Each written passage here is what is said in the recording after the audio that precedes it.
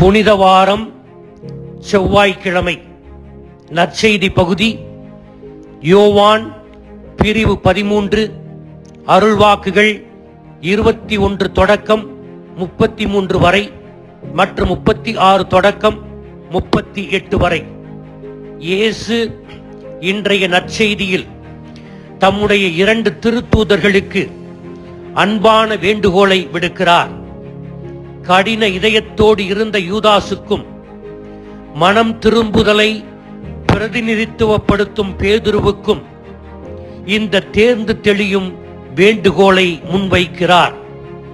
யூதாஸ் ஒரு சிறந்த நடிகனாகவும் இயேசுவை தவிர மற்ற அனைவரிடமிருந்தும் தனது நோக்கங்களை மறைக்கக்கூடிய ஒரு திறமையான நயவஞ்சகனாகவும் இருந்தான். அவன் வேண்டுமென்றே பணத்திற்காக இயேசுவை காட்டிக் கொடுத்தான். இன்றைய நற்செய்தியில் வரும் இன்னொரு திருத்தூதர் பேதுரு இதயத்தில் எளிமையானவர், இயேசுவை உண்மையிலேயே ஆழமாக நேசித்த, ஆனால் அடிக்கடி உணர்ச்சி வசப்படும் ஒரு மனிதர். 1 யூதாஸ் கடின இதயத்திற்கு ஒரு எடுத்துக்காட்டு. இயேசு தான் பங்கெடுத்த ராவுணவிலும் யூதாசை அன்பு செய்ய தவறவில்லை. யூத பாரம்பரியத்தில் யார் விருந்தளிக்கிறார்களோ அவர்கள்தான் அழைக்கப்பட்டவர்கள் எந்த இடத்தில் அமர வேண்டும் என்று உறுதி செய்வர். இங்கு இயேசுவே விருந்தளிப்பவர். 3 டேபிள்களை இணைத்து யூ வடிவத்தில் பந்தி அமைக்கப்பட்டிருந்தது.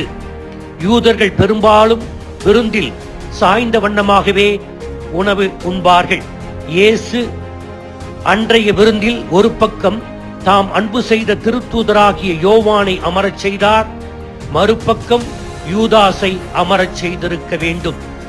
காட்டிக் கொடுப்பான் என்று யூதாசை தனது கடைசி திருவிருந்தில் கடைசியில் அமர வைக்கவில்லை, மாறாக தம் அருகில் அமர்த்தி இருந்ததால்தான் அவருக்கு மரியாதையின் அடையாளமாக தனது தட்டிலிருந்து ரொட்டி துண்டை அவருக்கு கொடுத்தார். யூதாசை ஒரு திருத்தூதர்களின் பொருளாளராக மாற்றினார். மக்களிடமிருந்து ராபிக்கு காணிக்கையாக வரும் பணத்தை காக்கும் பொறுப்பை நம்பிக்கையோடு கொடுத்தார். அவன் இயேசுவை பெற்றதும் வெளியேறினான். யோவான் குறிப்பிடுகிறார், அந்த நேரம் இருளின் நேரம். பாவத்தை செய்பவர்கள் இருளை நோக்கியே நடைபெறுவார்கள். இருள் அடர்ந்திருக்கும் திசையை நோக்கியே அவர்கள் செல்வார்கள். அந்த நேரத்தில் கூட யூதாசின் சுதந்திரத்தை மதித்து அவன் செய்ய நினைத்ததை தேர்ந்து தெளிய இயேசு உணர்த்துகிறார். ஆனால் யூதாசின் கடின மனப்பான்மையிலிருந்தும் பண ஆசையிலிருந்தும் இயேசுவால் அவனை காப்பாற்ற முடியவில்லை. யூதாஸ் அநேகமாக இயேசுவை ஒரு அரசியல் மெசியாவாக எதிர்பார்த்திருந்தான். அந்த ஆட்சியில் தான் நிதி அமைச்சராக இருப்பான் என்று நம்பினான். ஆனால் இயேசு துன்பமும் அவமானமும் அடைந்து மரணம் அடைய வேண்டும் என்று அறிவித்த போது அவன் ஏமாற்றம் அடைந்திருக்க வேண்டும்.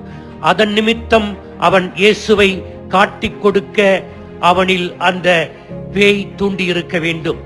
தீய பழக்கங்களுக்கு அடிமையாகும் போது யூதாசை போல நாமும் கடின உள்ளத்தவராக மாறலாம்.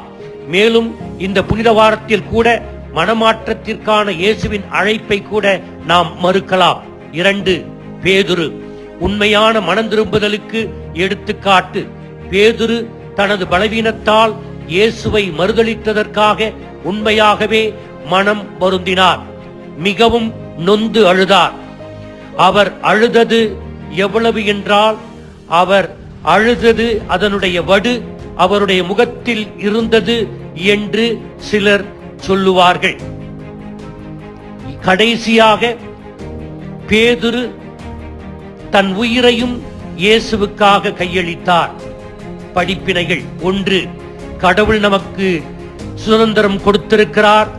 அந்த சுதந்திரத்தை தேர்ந்து தெளியும் ஆற்றல் கொண்டு நல்லவற்றை செய்ய பயன்படுத்துவோம்.